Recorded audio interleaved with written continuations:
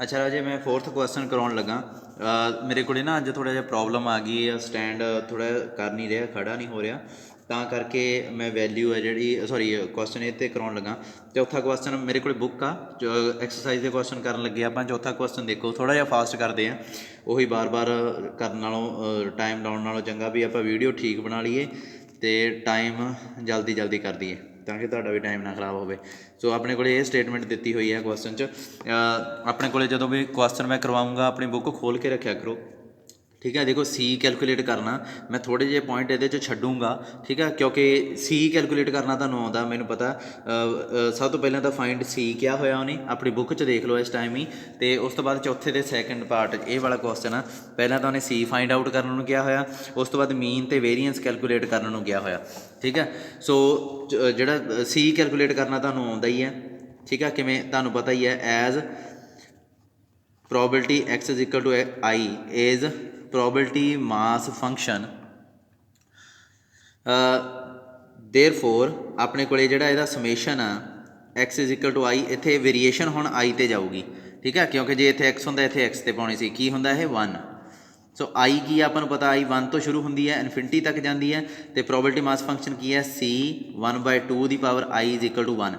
हुण C नूं बाहर कढ लो, I इज इक्वल टू की है 1 तो इनफिनिटी 1/2 की power I is equal to 1, ठीक है जी। की आऊगा इहदी वैल्यू की आऊगी, इनू खोल लो, 1/2 की पावर 1, 1/2 की power 2 up to so on is equal to 1। हुण इहदा राजे सम हुंदा एक, ये GP सीरी बन गई 1/2 A जानी कि A ओवर 1 - R। सो यदी वैल्यू है जी ये सी की वैल्यू तुम ईजिली कैलकुलेट कर सकते हो, 1 आ जाऊगी। Probability X is equal to I है जोड़ा ये कैलकुलेट हो गया 1/2 की power I is equal to 1 2 3 up to so on, ठीक है जी। ये प्रोबेबिलिटी मास फंक्शन हो गया। हुण जिहड़ा मीन ते वेरीएंस कैलकुलेट करना है इस क्वेश्चन च इन्ना सौखा नहीं है, ठीक है। जिहड़ा मीन कैलकुलेट करोगे तुसीं वो किवें कैलकुलेट हुंदा एक्सपैक्टेशन ऑफ एक्स है जी उहदी गल कर रहा है, expectation of X. Basic definition इहदी उही रहनी है, डिस्क्रीट फंक्शन है तो समेशन आऊगा X probability X is equal to X, इत्थे भी एक्स, ये डेफिनेशन तो उही रहनी है। पर सब तो पहली जिहड़ी चीज़ का ध्यान रखना तुसीं कि इत्थे मैं हुण एक्स लिखता, इत्थे भी एक्स लिखता, तां करके इत्थे भी एक्स लिखता। जदों इत्थे आई लिखिया सी तां करके इत्थे आई लिखिया सी, ठीक है जी। उदों इत्थे अगे कुछ नहीं सी लिखिया। हुण एक्स दीयां वैल्यू कित्थों तो कित्थों जा रही वा, यही है वैल्यू तो यही रहनी है 1 तो इनफिनिटी तक। एक्स प्रोबेबिलिटी फंक्शन की आ गया अपने को ए वाला 1/2 की पावर आई। हुण आई ना लिखियो इत्थे, आई की जगह तो इत्थे आई है, इत्थे आई है, हुण इत्थे एक्स आ, सो इत्थे भी एक्स लिखूँगा मैं। सो ये चीज़ां दा थोड़ी छोटिया छोटिया चीज़ां जिहड़ियां इन्हां दा ध्यान रखियो। चलो अगे इहनूं खोलीए, हुण समेशन देखते हैं की बनदा। अपने को एक्सपैक्टेशन ऑफ एक्स है जिहड़ा वो इहदे बराबर आ गई एक्स 1/2 की पावर एक्स एक्स 1 तो इनफिनिटी, ये आ गया 1 1/2 की पावर 1 2 1/2 की पावर 2 3 1/2 की power 3 up to so on, यही आऊगा ना। पर यदा सम आ राजे इन्ना सौखा नहीं करना, क्योंकि ये ना AP सीरी है ना GP सीरी है, ये AG सीरी है। सो AG सीरी का सम करने वास्ते आप इनू S मान लेने होंने। सब तो पहले इनू S मान लो कि यदा आंसर S आ गया। सो की आऊगा इत्थे 1/2 की पावर 1 2 S कि बराबर आ गया 1/2 की पावर 2 3 1/2 की power 3 up to so on. उस तो बाद एस की वैल्यू है जी वो की है, किवें कैलकुलेट करिए। सब तो पहला तो देखो, पहले तो यही देखीदा हुंदा भी ये किहड़ी सीरी बन गई, AP सीरी GP सीरी है या AG सीरी है। हुण ना AP है ना GP है, ये वास्ते की करोगे S मनण तो बाद ये जिहड़ा फैक्टर बार बार आ रहा ये नाल प्रोडक्ट कर दईदी है। हुण किहनूं प्रोडक्ट की है 1/2 नूं, किहदे नाल कीती है S नाल, S कित्थे पिया A, जानी कि इहदे नाल दोवें पासे 1/2 नाल प्रोडक्ट करती। हुण 1/2 नाल प्रोडक्ट की एस नाल तो इधर 1/2 एस बन जूगा। हुण इधर की बनूगा ये आप देखना, इधरला तो लिख लिया, ये देखना। सब तो पहला आऊगा 1/2 की पावर 2, पर उन्होंने लिखना राजे इत्थे आ, ये ध्यान रखियो 2 वाले दे थले ते अगे की लाउणा 1। फिर की आऊगा 1/2 की पावर 3 लिखना इत्थे आ, 3 वाले दे थले मुरे की आऊगा 2, ठीक है। उस तो बाद इदा ही ये चली जाऊगा अगे दी अगे 4 1/2 की पावर 4 आ जाऊगा ਅੱਛਾ ਫਿਰ 1/2 ਨੂੰ ਇਹਦੇ ਨਾਲ ਪ੍ਰੋਡਕਟ ਹੋਊਗੀ ਹੈ ਨਾ। ਇਹ ਥੋੜ੍ਹਾ ਜਿਹਾ ਕਨਫਿਊਜ਼ਨ ਕ੍ਰੀਏਟ ਕਰ ਸਕਦਾ ਤੁਹਾਡੇ ਲਈ ਸ਼ੁਰੂ 'ਚ। 1/2 ਦੀ ਪਾਵਰ 3 ਅਤੇ ਕੀ ਆਊਗਾ ਇੱਥੇ 1/2 ਦੀ ਪਾਵਰ 4, ਕਿਉਂਕਿ 1/2 ਪ੍ਰੋਡਕਟ ਹੋ ਗਿਆ, ਮੂਹਰੇ ਕੀ ਪਿਆ ਹੋਇਆ 3, ਲਿਖਣਾ 4 ਵਾਲੇ ਦੇ ਥੱਲੇ ਆ। ਸੋ ਇੱਥੇ ਕੁਛ ਨਹੀਂ ਬਚਿਆ, ਸੋ ਇੱਥੇ 0 ਲਾ ਕੇ 1/2 ਲਾ ਦਿਓ। ਹੁਣ ਮੈਂ ਲਿਖਿਆ ਕਿਉਂ ਆ ਇੱਦਾਂ, ਕਿਉਂ ਕਹਿ ਰਿਹਾ ਵੀ ਇਹਨੂੰ ਇਹਦੇ ਥੱਲੇ, ਇਹਨੂੰ ਇਹਦੇ ਥੱਲੇ, ਇਹਨੂੰ ਇਹਦੇ ਥੱਲੇ ਲਿਖਿਓ, ਸਬਟਰੈਕਟ ਕਰ ਦਿਓ, ਫਿਰ ਤੁਹਾਨੂੰ ਪਤਾ ਲੱਗੂ। ਇਹਨੂੰ ਇਹਦੇ 'ਚੋਂ ਸਬਟਰੈਕਟ ਕੀਤਾ, ਇਹ S/2 ਆਊਗਾ। ਹੁਣ ਇਹਦੀ ਸਬਟਰੈਕਸ਼ਨ ਦੇਖੋ ਕਿੰਨੀ ਈਜ਼ੀ ਰਹਿ ਗਈ। 1/2 ਤਾਂ ਬਾਹਰ ਹੀ ਨਿਕਲ ਗਿਆ, ਪਿੱਛੇ ਕੀ ਆਊਗਾ 1 - 0, ਫਿਰ 2 - 1 ਤਾਂ ਬਾਹਰ ਹੀ ਰਹਿ ਗਿਆ, ਪਿੱਛੇ ਕੀ ਆਊਗਾ 1/2 ਦਾ ਸਕੇਅਰ, 3 - 2 ਤਾਂ ਬਾਹਰ ਹੀ ਰਹਿ ਗਿਆ, ਪਿੱਛੇ ਕੀ ਆ ਗਿਆ 1/2 ਦੀ ਕਿਊਬ, 4 - 3 ਤਾਂ ਬਾਹਰ ਹੀ ਆ ਗਿਆ, 1/2 ਦੀ 4। ਸਮਝ ਲੱਗਦੀ ਹੈ ਨਾ, ਇਹ ਸੇਮ ਇਕੱਠੇ ਹੋ ਜਾਂਦੇ ਆ। 1/2 ਦੀ ਪਾਵਰ 4 ਉਹਨੂੰ ਅੱਡ ਕਰ ਲਿਆ, 4 - 3 ਨੂੰ ਅੱਡ, 1/2 ਦੀ ਪਾਵਰ ਕਿਊਬ ਅੱਡ ਕਰ ਲਿਆ, 3 - 2 ਅੱਡ। ਸਮਝ ਲੱਗਦੀ ਹੈ, ਉਹ ਸੇਮ ਜਿਹੜੀਆਂ ਚੀਜ਼ਾਂ ਉਹ ਆਪਾਂ ਇਕੱਠੀਆਂ ਕਰ ਲਈਆਂ ਤਾਂ ਕਿ ਸਬਟਰੈਕਸ਼ਨ ਸੌਖੀ ਹੋ ਜੇ। ਸੋ ਇਹ ਕੀ ਆ ਗਿਆ S/2 1, 1/2 1, 1/2 ਦਾ ਸਕੇਅਰ 1, 1/2 ਦੀ ਕਿਊਬ 1, 1/2 ਦੀ 4। ਹੁਣ ਦੇਖੋ ਕਿੰਨੀ ਈਜ਼ਲੀ ਆਪਾਂ ਦੇਖ ਸਕਦੇ ਹਾਂ ਵੀ ਇਹ GP ਸੀਰੀ ਬਣ ਚੁੱਕੀ ਹੈ। GP ਸੀਰੀ ਦਾ ਸਮ ਕਰਨਾ ਤੁਹਾਨੂੰ ਆਉਂਦਾ, S/2 ਕੀ ਆਊਗਾ A 1 - R। ਸੋ ਇਹ ਕੀ ਬਣ ਜਾਊਗਾ, ਐਕਚੁਅਲੀ ਇਹ 1 ਬਣ ਗਿਆ। ਸੋ S/2 ਕੀ ਬਣ ਗਿਆ 1, ਸੋ S ਕੀ ਆ ਜਾਊਗਾ 2। ਤੁਹਾਡਾ ਐਕਸਪੈਕਟੇਸ਼ਨ ਆਫ X ਆ ਜਿਹੜੀ ਉਹ ਕੀ ਆਈ ਸੀ, ਆਪਾਂ S ਮੰਨੀ ਸੀ ਨਾ, ਆਹ ਦੇਖੋ, ਅਤੇ S ਕੀ ਆ ਗਿਆ 2, ਸੋ ਐਕਸਪੈਕਟੇਸ਼ਨ 2 ਕੈਲਕੂਲੇਟ ਹੋ ਗਈ। ਇਸ ਤਰੀਕੇ ਨਾਲ ਆਪਾਂ ਈਜ਼ੀਲੀ ਇਹ ਕੈਲਕੂਲੇਟ ਕਰ ਸਕਦੇ ਹਾਂ। ਉਸ ਤੋਂ ਬਾਅਦ ਅਗਲਾ ਦੇਖੋ, ਅਗਲਾ ਪਾਰਟ ਕੀ ਕਹਿ ਰਿਹਾ, ਹੋਰ ਕੀ ਕੈਲਕੂਲੇਟ ਕਰਨ ਲਈ ਕਹਿ ਰਿਹਾ ਤੁਹਾਨੂੰ, ਉਹ ਕਹਿ ਰਿਹਾ ਵੇਰੀਐਂਸ ਵੀ ਕੈਲਕੂਲੇਟ ਕਰੋ। ਦੇਖੋ ਰਾਜੇ ਵੇਰੀਐਂਸ ਕੈਲਕੂਲੇਟ ਕਰਨਾ ਤਾਂ ਆਪਾਂ ਨੂੰ expectation of X square calculate ਕਰਨਾ ਪਊਗਾ, ਫਿਰ ਐਕਸਪੈਕਟੇਸ਼ਨ ਆਫ X ਕੈਲਕੂਲੇਟ ਕਰਨਾ ਪਊਗਾ, ਉਹਦਾ ਸਕੇਅਰ ਕਰਨਾ ਪਊਗਾ। ਠੀਕ ਹੈ, ਇਹੀ ਕੈਲਕੂਲੇਟ ਕਰਨਾ ਪਊਗਾ ਨਾ। ਕੱਲ੍ਹ ਆਪਾਂ ਫਾਰਮੂਲਾ ਬਣਾ ਲਿਆ ਸੀ, ਜਿੱਥੋਂ ਤੱਕ ਮੈਨੂੰ ਯਾਦ ਆ, ਇਹ ਵੇਰੀਐਂਸ ਵਾਲਾ ਫਾਰਮੂਲਾ ਜਿਹੜਾ ਆਪਾਂ ਹੋਰ ਵੀ ਡਿਸਕਸ ਕਰ ਲਾਂਗੇ ਅੱਜ ਪ੍ਰੋਪਰਟੀਆਂ, ਪਰ ਫਿਲਹਾਲ ਮੈਨੂੰ ਯਾਦ ਆ ਵੀ ਇਹ ਫਾਰਮੂਲਾ ਆਪਾਂ ਪ੍ਰੂਵ ਕਰ ਲਿਆ ਸੀ। ਹੁਣ ਉਹਦੇ ਵਾਸਤੇ ਇਹ ਚੀਜ਼ ਕੈਲਕੂਲੇਟ ਕਰਨੀ ਪਊਗੀ। ਇਹ ਤਾਂ ਕਰ ਲਈ, ਇਹ ਕਰਨੀ ਕਿਵੇਂ ਕਰੀਏ ਹੁਣ ਇਹ ਚੀਜ਼। ਸਭ ਤੋਂ ਪਹਿਲਾਂ ਐਕਸਪੈਕਟੇਸ਼ਨ ਆਫ X ਸਕੇਅਰ ਆ ਜਿਹੜਾ, ਕਿਵੇਂ ਕੈਲਕੂਲੇਟ ਹੋਊਗਾ, X square probability X = X, X ਦੀਆਂ ਵੈਲਿਊਜ਼ ਕਿੱਥੋਂ ਤੋਂ ਕਿੱਥੋਂ ਤੱਕ ਜਾਂਦੀਆਂ ਇਹ 1 ਤੋਂ ਇਨਫਿਨਿਟੀ, ਸਟੇਟਮੈਂਟ ਦੇਖ ਲਿਆ ਕਰੋ। ਫਿਰ X ਦੀ ਵੈਲਿਊ 1 ਤੋਂ ਇਨਫਿਨਿਟੀ ਉਵੇਂ ਆ ਗਈ, X ਸਕੇਅਰ ਆ ਗਈ। ਪ੍ਰੋਬੇਬਿਲਟੀ ਮਾਸ ਫੰਕਸ਼ਨ ਕੀ ਆ, ਆਪਾਂ ਹੁਣੇ ਕੀਤਾ, ਪ੍ਰੋਬੇਬਿਲਟੀ ਮਾਸ ਫੰਕਸ਼ਨ ਸੀਗਾ ਜਿਹੜਾ ਉਹ 1/2 ਦੀ ਪਾਵਰ I ਸੀ, ਪਰ ਆਪਾਂ ਇੱਥੇ X ਲਾਇਆ ਹੋਇਆ, ਸੋ ਇਸ ਕਰਕੇ ਇੱਥੇ X ਆਊਗਾ। ਹੁਣ ਇਹਨੂੰ ਖੋਲ੍ਹ ਲਓ, 1 ਲਾਉਂਗੇ 1 ਦਾ ਸਕੇਅਰ, 1/2 ਦੀ ਨਾ ਸਕੇਅਰ ਨਹੀਂ, ਹਾਂ 1/2 ਦੀ 1, ਫਿਰ X ਦੀ ਵੈਲਿਊ 2 ਭਰੋਂਗੇ 2, 3 ਭਰੋਂਗੇ 3, 1/2 ਤਾਂ ਉਵੇਂ ਤੁਰਿਆ ਜਾਣਾ ਨਾ, 4 ਭਰੋਂਗੇ, ਇੱਥੇ ਬਦਲਣੀ ਹੈ, ਇੱਥੇ ਬਦਲਣੀ ਹੈ, ਬਾਕੀ ਤਾਂ ਉਹੀ ਚਲੇ ਜਾਣਾ। ਇਹਦਾ ਸਮ ਵੀ ਨਹੀਂ ਆਪਾਂ ਨੂੰ ਪਤਾ। ਹੁਣ ਇਹਨੂੰ S ਮੰਨ ਲਿਆ, ਫਿਰ ਇਹਨੂੰ S' ਮੰਨ ਲਓ। ਚਲੋ S' ਹੈ ਜਿਹੜਾ ਕੀ ਆ ਗਿਆ। ਹੁਣ ਸਭ ਤੋਂ ਪਹਿਲਾਂ ਤਾਂ ਨਾ ਇਹਨੂੰ ਸਿੰਪਲੀਫਾਈ ਕਰਕੇ ਲਿਖਣਾ, ਆਪਾਂ ਇਹਨੂੰ ਖੋਲ੍ਹ ਕੇ ਲਿਖਣਾ, ਕਿਉਂਕਿ ਇੱਦਾਂ ਨਹੀਂ ਆਪਾਂ ਕੈਲਕੂਲੇਟ ਕਰ ਸਕਦੇ। ਇਹ ਆ ਗਿਆ 1, 1/2। ਹੁਣ ਇਹ ਕੀ ਹੈ 4 1/2 ਦਾ ਸਕੇਅਰ, ਇਹ ਆ ਗਿਆ 9 1/2 ਦੀ ਕਿਊਬ, ਇਹ ਆ ਗਿਆ 16 1/2 ਦੀ 4 ਅਪ ਟੂ ਸੋ ਔਨ। ਠੀਕ ਹੈ ਜੀ। ਹੁਣ ਫਿਰ ਉਹੀ ਪ੍ਰੋਬਲਮ ਆ ਗਈ, ਜਿਹੜਾ ਫੈਕਟਰ ਬਾਰ-ਬਾਰ ਆ ਰਿਹਾ, ਪਹਿਲਾਂ ਤਾਂ ਦੇਖੋ ਇਹ AP ਸੀਰੀ ਹੈ ਜਾਂ GP, ਇਹ ਕੁਛ ਵੀ ਨਹੀਂ ਹੈ। ਤਾਂ ਜਿਹੜਾ ਫੈਕਟਰ ਬਾਰ-ਬਾਰ ਆ ਰਿਹਾ ਉਹਦੇ ਨਾਲ ਪ੍ਰੋਡਕਟ ਕਰ ਦਿਓ। 1/2 ਦੀ ਪਾਵਰ S', ਇਹਦੇ ਨਾਲ ਪ੍ਰੋਡਕਟ ਕੀਤਾ ਕੀ ਆਊਗਾ 1/2 ਦੀ ਪਾਵਰ 2। ਠੀਕ ਹੈ, 1/2 ਦੀ ਇਹਦੇ ਨਾਲ ਪ੍ਰੋਡਕਟ ਕੀਤਾ ਕੀ ਆਊਗਾ 4, 1/2 ਦੀ ਪਾਵਰ 3, ਪਰ ਲਿਖਣਾ ਇਹਦੇ ਥੱਲੇ। ਹੁਣ ਤੁਹਾਨੂੰ ਪਤਾ ਆਈ ਥਿੰਕ ਰੀਜ਼ਨ ਵੀ ਕਿਉਂ ਲਿਖਣਾ। ਫਿਰ ਇਹਦੇ ਨਾਲ ਪ੍ਰੋਡਕਟ ਕੀਤਾ 1/2 ਕੀ ਆਊਗਾ 9 1/2 ਦੀ 4। ਠੀਕ ਹੈ, 0 1/2। ਹੁਣ ਇਹਨਾਂ ਨੂੰ ਸਬਟਰੈਕਟ ਕਰ ਦਿਓ, ਕੀ ਆਊਗਾ S ਚੋਂ S' ਕੱਢਿਆ S'/2। ਇਹ ਤਾਂ ਪਤਾ ਹੀ ਹੈ, ਤਾਂ ਕਰ ਲਓਗੇ। ਇੱਧਰ ਦੇਖੋ 1/2 ਬਾਹਰ ਨਿਕਲ ਜੂਗਾ, ਇਹਨਾਂ ਦੋਵਾਂ ਦਾ ਡਿਫਰੈਂਸ 1, 4 ਚੋਂ 1 ਕੱਢਿਆ 3, 9 ਚੋਂ 4 ਕੱਢਿਆ 5, 16 ਚੋਂ 9 ਕੱਢੇ 7। ਸੌਖਾ ਰਹਿ ਜਾਂਦਾ ਨਾ। ਦੇਖੋ ਜੇ ਇਹਨੂੰ ਇਹਦੇ ਚੋਂ ਘਟਾਉਂਦਾ ਮੈਂ, ਕਿੰਨਾ ਪੰਗਾ ਪੈ ਗਿਆ ਸੀਗਾ, ਕਿਵੇਂ ਕੈਲਕੂਲੇਟ ਕਰਦੇ, ਔਖਾ ਹੀ ਬਹੁਤ ਸੀ ਉਹ ਤਾਂ। ਸੋ ਅਲਟੀਮੇਟਲੀ ਆਪਾਂ ਫਿਰ ਇੱਥੇ ਪਹੁੰਚ ਗਏ, ਪਰ ਪ੍ਰੋਬਲਮ ਇਹ ਹੈ ਵੀ ਇਹ ਕਿਹੜਾ ਹੁਣ AP ਸੀਰੀ ਆ, ਇਹ ਕਿਹੜਾ ਹੁਣ GP ਸੀਰੀ ਆ।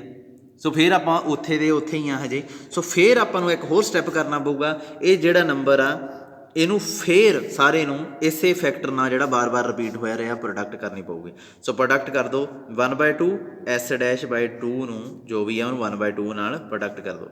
ਕੀ ਆਊਗਾ ਇੱਥੇ 1/2 ਸਕੇਅਰ ਆਊਗਾ, ਲਿਖਣਾ ਇਹਦੇ ਥੱਲੇ ਆ। ਫਿਰ ਇਹਦੇ ਨਾਲ ਪ੍ਰੋਡਕਟ ਹੋਊਗੀ, ਕੀ ਆਊਗਾ 1/2 ਦੀ ਕਿਊਬ ਆਊਗੀ, ਲਿਖਣਾ ਇਹਦੇ ਥੱਲੇ, ਕਿਊਬ ਵਾਲੇ ਨੂੰ ਕਿਊਬ ਦੇ ਥੱਲੇ। ਹੁਣ ਇਹਦੇ ਨਾਲ ਪ੍ਰੋਡਕਟ ਹੋਈ ਜਦੋਂ 1/2 ਦੀ ਪਾਵਰ 4 ਆਊਗੀ, ਲਿਖਣਾ 5 ਇਹਦੇ ਥੱਲੇ, 4 ਵਾਲੇ ਦੇ ਥੱਲੇ। ਇਹਦੇ ਥੱਲੇ ਕੁਛ ਨਹੀਂ ਹੈ ਤਾਂ 0 ਪਾ ਕੇ ਪ੍ਰੋਡਕਟ ਕਰਕੇ ਲਿਖ ਦਈਦਾ। ਇੱਥੇ ਵੀ ਆਪਾਂ ਇਹੀ ਕੀਤਾ ਸੀ, ਜਿਹਦੇ ਥੱਲੇ ਕੁਛ ਨਹੀਂ ਹੈ 0 ਪਾਓ, ਪ੍ਰੋਡਕਟ ਲਿਖੋ, ਕਿਉਂਕਿ 0 ਦੀ ਪ੍ਰੋਡਕਟ 0 ਹੀ ਬਣਾ ਦੂਗੀ ਉਹਨੂੰ, ਉਹਦਾ ਕੋਈ ਪ੍ਰੋਬਲਮ ਨਹੀਂ ਹੈ। ਫਿਰ ਸਬਟਰੈਕਟ ਕਰ ਦਿਓ। ਜਦੋਂ ਸਬਟਰੈਕਟ ਕੀਤਾ ਤੁਹਾਡੇ ਕੋਲ ਆਨਸਰ ਕੀ ਬਣਦਾ ਇਹਦਾ, ਇਹਨਾਂ ਨੂੰ ਸੋਲਵ ਕਰੋਗੇ ਜਦੋਂ ਇਹ ਆ ਜਾਊਗਾ S'/4। ਇਹਨਾਂ ਦਾ ਦੇਖੋ ਕੀ ਆਊਗਾ 1/2, 3 ਚੋਂ 1 ਕੱਢਿਆ 2, ਪਿੱਛੇ ਉਵੇਂ ਹੀ ਜੋ ਹੈਗਾ ਨਾਲ ਉਹ ਤਾਂ ਉਹੀ ਆ ਜਾਣਾ ਨਾ। 5 ਤੋਂ 3 ਇੰਨਾ ਘਟਾਉਣਾ ਤਾਂ ਆਉਂਦਾ ਤੁਹਾਨੂੰ। 7 'ਚ 5 ਕੱਢੇ 2, 1/2 ਦੀ 4। ਲਓ ਜੀ ਇਹ ਚੀਜ਼ ਬਣ ਗਈ। ਹੁਣ ਕੀ ਹੈ ਇਹਦਾ ਹੱਲ ਕੀ ਆਊਗਾ, ਦੇਖੋ ਇਹ ਵਾਲਾ ਪਾਰਟ ਤਾਂ ਠੀਕ ਆ, ਇਹਨੂੰ ਛੱਡ ਲਓ। ਇਹ ਜਿਹੜੀ ਹੈ ਦੇਖੋ GP ਸੀਰੀ ਬਣ ਗਈ ਪਿਛਲੀ, ਇਹਨੂੰ ਛੱਡ ਲਾਂਗੇ, GP ਸੀਰੀ ਹੱਲ ਕਰ ਲਾਂਗੇ। S'/4 1/2 2 1/2 ਦਾ ਸਕੇਅਰ ਬਾਹਰ ਕੱਢ ਲਿਆ, ਪਿੱਛੇ ਕੀ ਬਚੂਗਾ 1, ਇਹ ਬਾਹਰ ਕੱਢ ਲਿਆ, ਇੱਥੇ 1 ਰਹਿ ਜੂਗਾ, ਇੱਥੇ ਕੀ ਰਹਿ ਜੂਗਾ ਕੱਲਾ 1/2, ਇੱਥੇ 1/2 ਦਾ ਸਕੇਅਰ।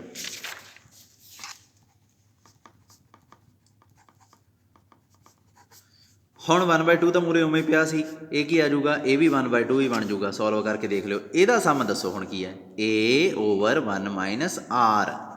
R ਕੀ ਆ 1/2 ਕਾਮਨ ਰੇਸ਼ੋ, ਇਹ GP ਸੀਰੀ ਬਣ ਗਈ ਹੈ। ਹੁਣ ਬਣੀ ਜਾ ਕੇ GP ਸੀਰੀ। ਸੋ ਇਹਦਾ ਜਿਹੜਾ ਸਮ ਕਰੋਗੇ, ਸੋਲਵ ਕਰੋਗੇ, ਇਹ 1/2, ਅਤੇ ਇਹਨੂੰ ਜਦੋਂ ਸੋਲਵ ਕਰੋਗੇ ਇਹ ਵਾਲੇ ਪੋਰਸ਼ਨ ਨੂੰ, ਇਹ ਜਿੱਥੋਂ ਤੱਕ ਮੈਨੂੰ ਲੱਗਦਾ ਇਹ ਬਣ ਜਾਊਗਾ ਤੁਹਾਡਾ 1। ਸੋ S'/4 ਇੱਧਰ ਕੀ ਬਣ ਜਾਊਗਾ 3/2। ਸੋ S' ਹੈ ਜਿਹੜਾ ਇਹ ਬਣ ਗਿਆ ਤੁਹਾਡਾ, ਇਹਦੇ ਨਾਲ 2 ਨਾਲ 2 ਕੈਂਸਲ ਹੋ ਗਿਆ, ਇੱਧਰ ਗਿਆ 6। ਸੋ ਜਾਣੀ ਕਿ ਐਕਸਪੈਕਟੇਸ਼ਨ ਆਫ X ਸਕੇਅਰ ਆ ਜਿਹੜਾ ਇਹ ਤੁਹਾਡਾ ਬਣ ਗਿਆ 6। ਹੁਣ ਵੇਰੀਐਂਸ ਆਫ X ਕੈਲਕੂਲੇਟ ਕਰ ਲਓ।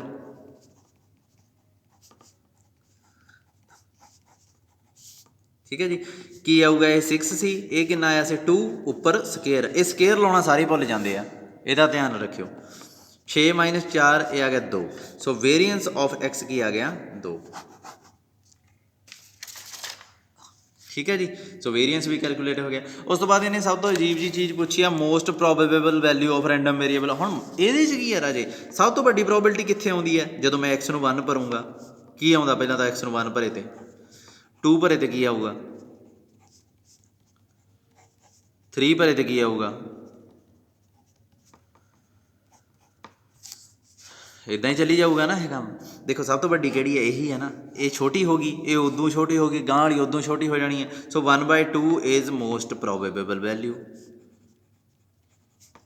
ਇਹਦਾ ਤਾਂ ਕੋਈ ਹੈ ਹੀ ਨਹੀਂ ਸੀਗਾ ਕੁਐਸਚਨ ਦਾ। ਠੀਕ ਹੈ, ਦੇਖੋ ਰਾਜੇ ਇੱਕ ਨਾ ਪਹਿਲੀ ਐਗਜ਼ਾਮਪਲ ਆ, ਮੇਰਾ ਮਨ ਸੀਗਾ ਮੈਂ, ਕਿਉਂਕਿ ਇਹ ਕੁਐਸਚਨ ਆ ਜਿਹੜਾ ਮੈਂ ਚੌਥਾ ਚੱਕ ਤਾਂ ਲਿਆ, ਫਿਰ ਥੋੜ੍ਹਾ ਜਿਹਾ ਹਾਰਡ ਆ। ਸੋ ਇਹ ਐਗਜ਼ਾਮਪਲ ਆ ਜਿਹੜੀ, ਇਹ ਆਪਾਂ ਨੂੰ ਪਹਿਲਾਂ ਕਰ ਲੈਣੀ ਚਾਹੀਦੀ ਸੀ, ਪਰ ਫਿਰ ਵੀ ਕੋਈ ਨਾ, ਹੁਣ ਮੈਂ ਕਰਵਾ ਦੇਣਾ। ਫਸਟ ਐਗਜ਼ਾਮਪਲ ਆ, ਬੁੱਕ ਤੋਂ ਨਾਲ ਸਟੇਟਮੈਂਟ ਪੜ੍ਹੀ ਚੱਲਿਓ, ਕਿਉਂਕਿ ਮੈਂ ਸਟੇਟਮੈਂਟ ਨਹੀਂ ਲਿਖਣੀ। ਮੈਨੂੰ ਠੀਕ ਵੀ ਲੱਗ ਰਿਹਾ, ਕਿਉਂਕਿ ਬਲੈਕ ਬੋਰਡ 'ਤੇ ਮੈਨੂੰ ਸਾਰੀ ਸਟੇਟਮੈਂਟ ਲਿਖਣੀ ਪੈਂਦੀ ਹੈ। ਅਤੇ ਐਗਜ਼ਾਮਪਲ 1 ਬੁੱਕ 'ਤੇ ਦੇਖ ਲਿਆ ਕਰੋ।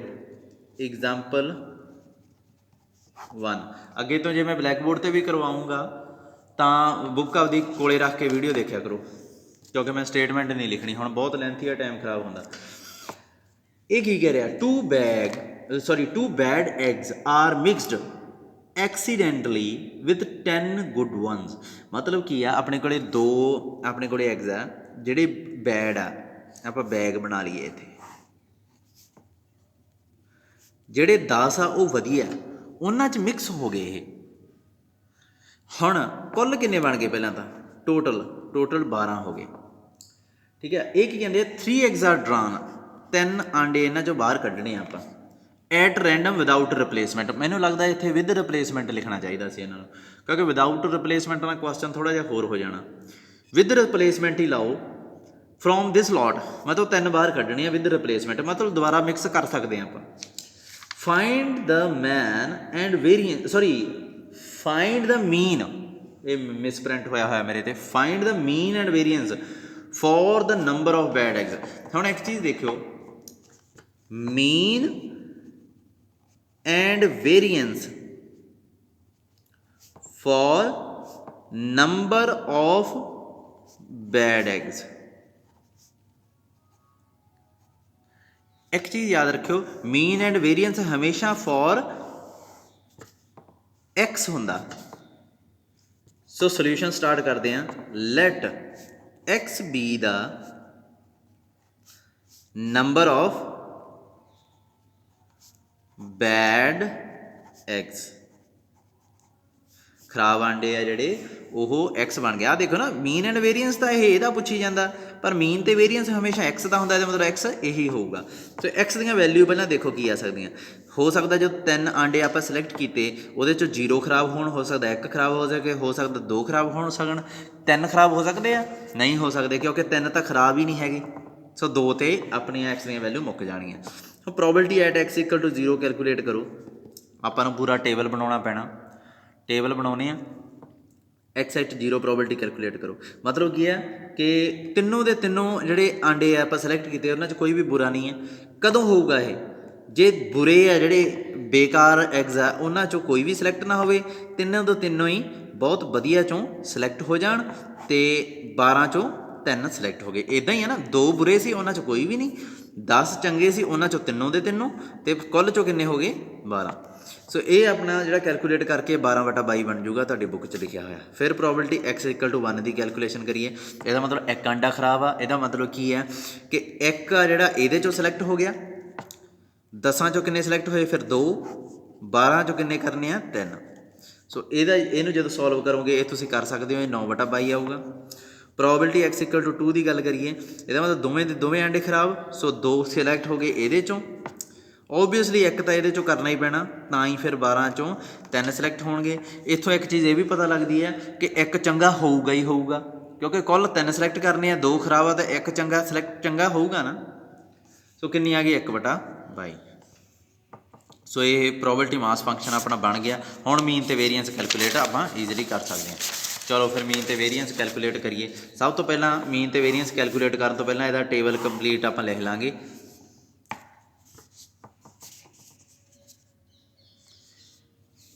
x ਪ੍ਰੋਬੇਬਿਲਿਟੀ x = x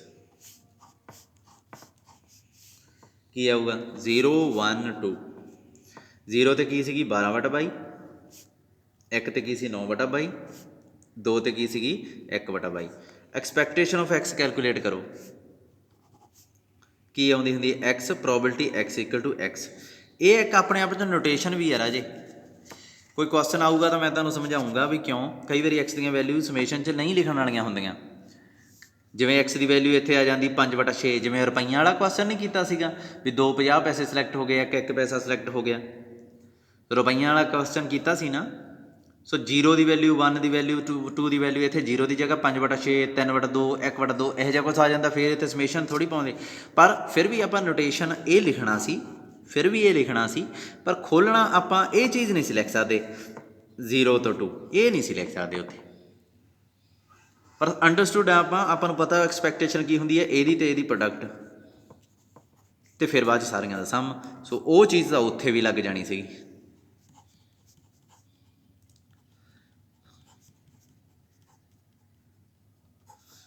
ਠੀਕ ਹੈ, ਦੋਵਾਂ ਦੀ ਪ੍ਰੋਡਕਟ ਕੀਤੀ, ਫਿਰ ਇਹਨਾਂ ਦੀ ਪ੍ਰੋਡਕਟ ਕੀਤੀ, ਫਿਰ ਇਹਨਾਂ ਦੀ ਪ੍ਰੋਡਕਟ ਕੀਤੀ, ਸਾਰਿਆਂ ਦਾ ਸਮ ਕਰਤਾ। ਇਹ ਤੁਹਾਡਾ ਕੁਛ ਆ ਜਾਊਗਾ, ਜਿੱਥੋਂ ਤੱਕ ਮੈਨੂੰ ਲੱਗਦਾ ਇਹ ਸੀ 11/22, 1/2। ਫਿਰ expectation of x² we calculate ਕਰਨਾ ਪੈਣਾ। ਕੀ ਆਊਗਾ ਉਹ? x² probability x = x। ਕੀ ਆਊਗਾ ਇਹ? 0 ਦੀ ਵੈਲਿਊ ਭਰੋ, 0 ਦਾ ਸਕੇਅਰ ਪ੍ਰੋਬੇਬਿਲਿਟੀ ਐਟ 0। ਫਿਰ 1² ਪ੍ਰੋਬੇਬਿਲਿਟੀ x = 1। ਫਿਰ 2² ਪ੍ਰੋਬੇਬਿਲਿਟੀ x = 2, ਹੈ ਨਾ। ਸਕੇਅਰਿੰਗ ਹੈ ਤਾਂ ਸਕੇਅਰਿੰਗ ਹੋਈ ਜਾਊਗੀ। ਸੋ 0² ਤਾਂ ਇਹ ਗਿਆ, ਇੱਥੇ ਕੀ ਆਊਗਾ? 1² ਪ੍ਰੋਬੇਬਿਲਿਟੀ ਕਿਹਦੀ ਆ ਗਈ? 1 'ਤੇ। ਤੇ 2 ਸਕੁਅਰ ਪ੍ਰੋਬੇਬਿਲਿਟੀ ਕੀਤੀ ਹੈਗੀ 2 ਤੇ ਕੀ ਆ ਉਹ 1/22। ਇਹਨੂੰ ਜਦੋਂ ਸੋਲਵ ਕੀਤਾ ਇਹਦਾ ਆਨਸਰ ਆ ਗਿਆ 13/22।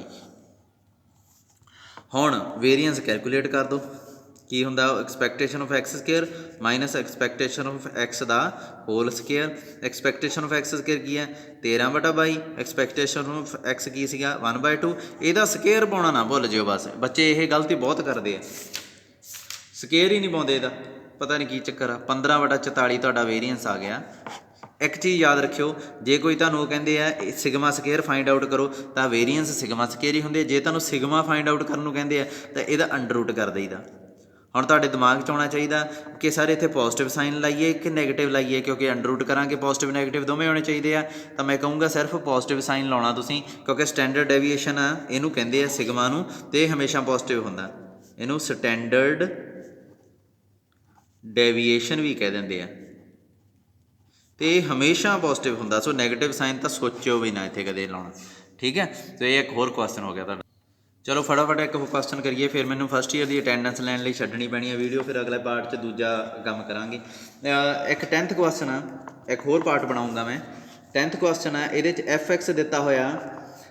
ਆਪਣੀ ਬੁੱਕ ਤੋਂ ਦੇਖ ਲਓ ਸਟੇਟਮੈਂਟ ਪੂਰੀ, ਮੈਂ ਅੱਧੀ ਪਚੱਧੀ ਕੋਈ ਲਿਖਿਆ ਕਰਨੀ ਹੈ ਹੁਣ, ਕਿਉਂਕਿ ਇੰਨਾ ਟਾਈਮ ਨਹੀਂ ਹੈ ਆਪਣੇ ਕੋਲੇ, ਅਦਰਵਾਈਜ਼ ਕੀ ਹੈ 0।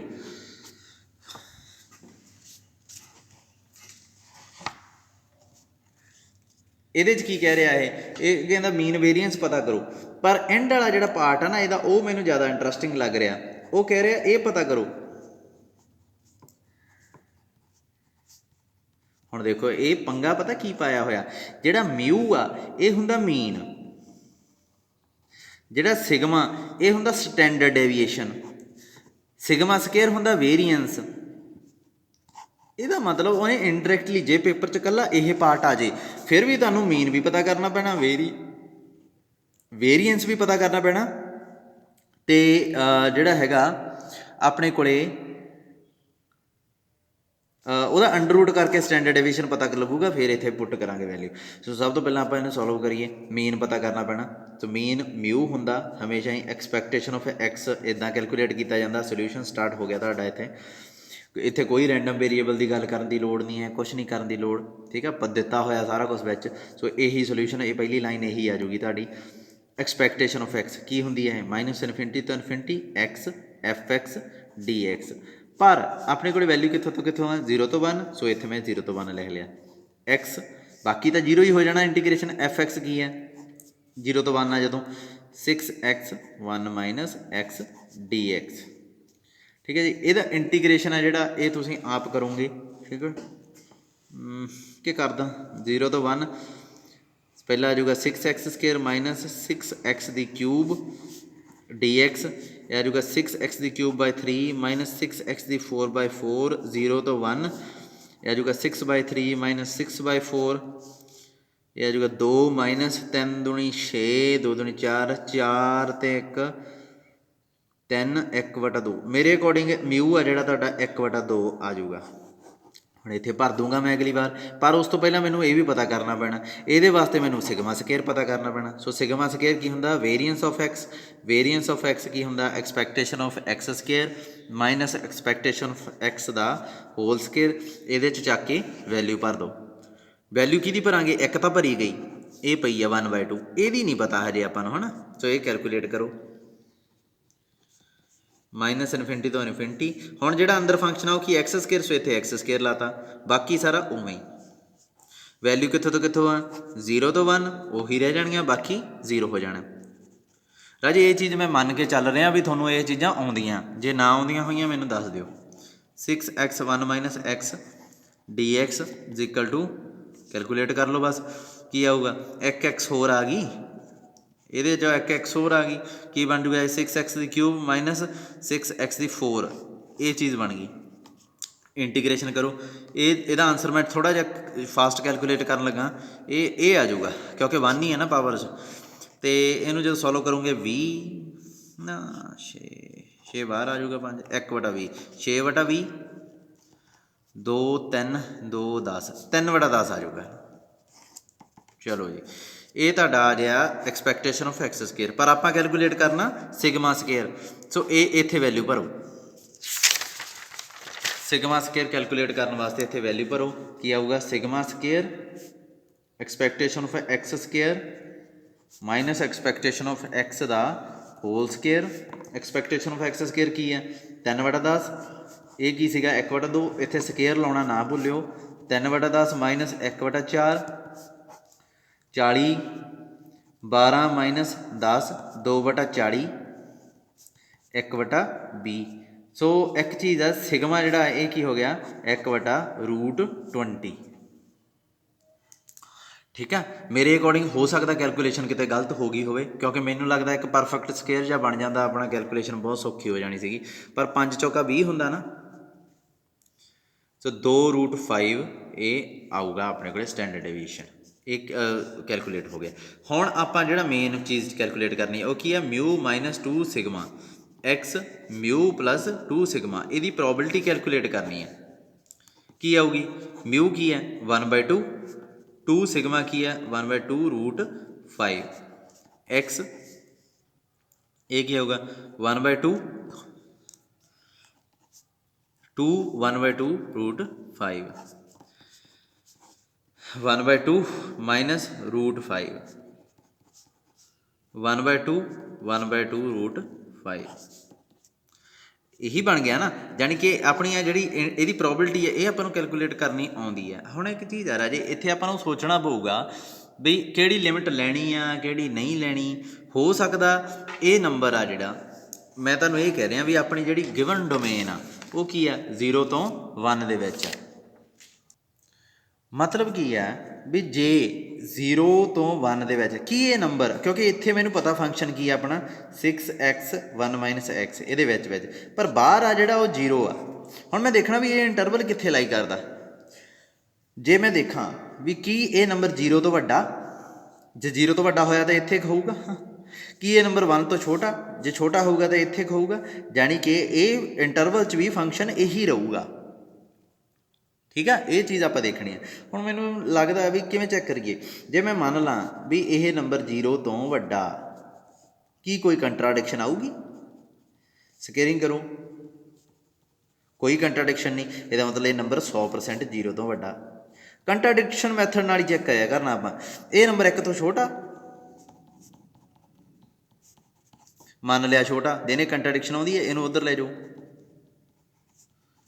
ਕੀ ਹੋਊਗਾ? 1/2 ਸਕੇਅਰਿੰਗ ਕਰ ਦਿਓ।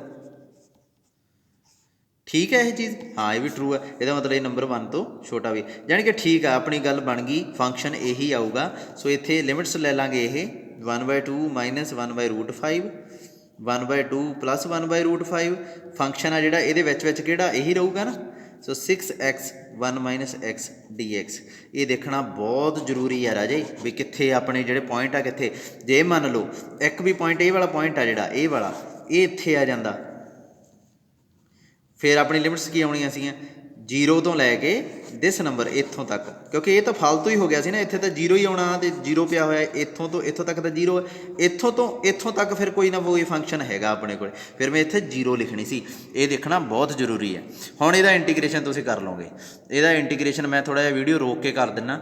ਇਹਦਾ ਇੰਟੀਗ੍ਰੇਸ਼ਨ ਰਾਜੇ ਆਇਆ 21/5√5 ਇੰਨਾ ਆ ਗਿਆ।